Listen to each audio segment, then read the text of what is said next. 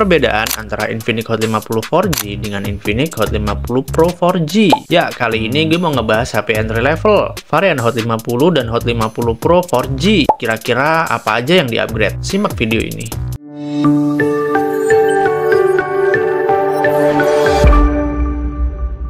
Kedua HP ini rilis global pada tahun yang sama, 2024. Namun untuk launchingnya, Hot 50 bulan September, tanggal 30, sedangkan Hot 50 Pro bulan Oktober, tanggal 20.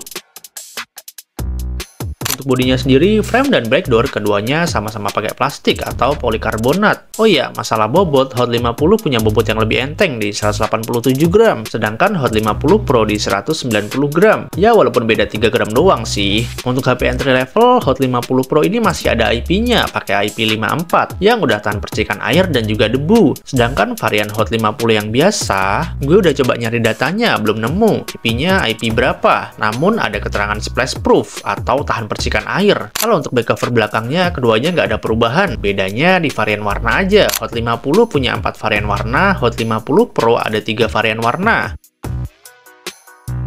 Next, kita bahas bagian layar. Dari segi layar, di sini udah jelas varian Hot 50 biasa itu masih pakai panel IPS, sedangkan Hot 50 yang Pro udah pakai panel AMOLED. Keduanya sama-sama udah 120 Hz. Untuk resolusinya, keduanya juga sama-sama udah Full HD+, 6,78 inch. Jadi, dari segi kontras, warna jelas lebih bagus Hot 50 Pro karena udah pakai panel AMOLED, apalagi udah ada always on display-nya. Tapi, ini kok IPS serius ada audionya?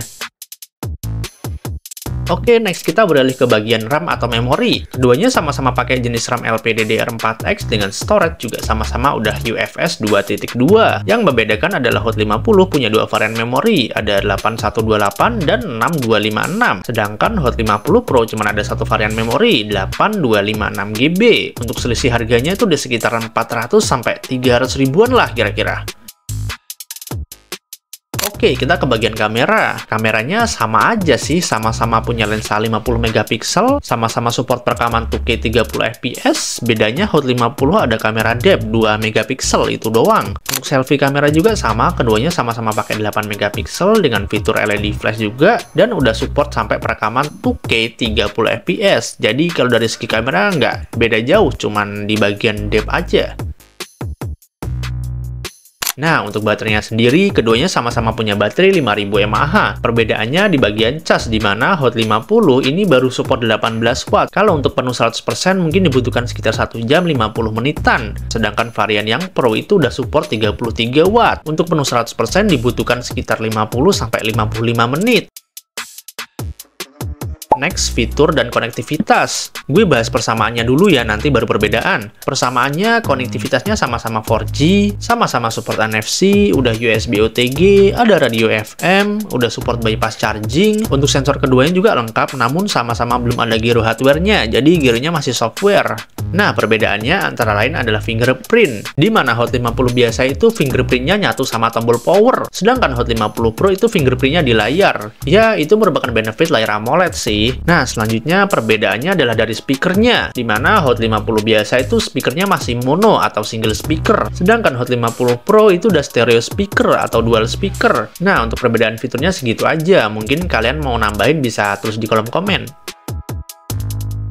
Oke, terakhir bagian chipset. Kedua HP ini pakai chipset yang sama, chipset entry level. Dibekali chipset MediaTek Helio G100 dengan perkiraan skor Antutu mencapai 400 ribuan, jadi keduanya sama-sama chipset yang sama. Kalau ditanya masalah performa bagus mana, ya jelas nggak ada bedanya karena chipset yang dipakai itu sama. Untuk game-game standar kayak MLBB, PUBG, FF, HOK itu menurut gue udah cukup aja. Jadi untuk main game-game ringan itu cukup lah, tapi kalau dipaksa main game berat jangan terlalu berharap karena yang dipakai ini chipset entry level. Saran dari gue, kalau emang lu punya budget lebih, gue saranin untuk beli varian yang Pro aja, karena selain udah AMOLED, punya stereo speaker dan cas yang lebih ngebut. Tapi kalau emang budget lu udah mentok ya nggak masalah pakai yang varian biasa. Tapi menurut gue ya kayak nanggung aja, cuman beda dikit doang. Kalau lu bisa nerima LCD IPS dan cas yang mungkin lebih lama, ya lu bisa tag yang varian biasa. Itu aja penjelasan perbedaan antara Infinix Hot 50 4G dan Infinix Hot 50 Pro 4G. Kalau kalian mau nambahin atau mau benerin dari penjelasan gue yang salah, silahkan tulis di kolom komen. Gue Aka, sampai jumpa lagi di seputar teknologi.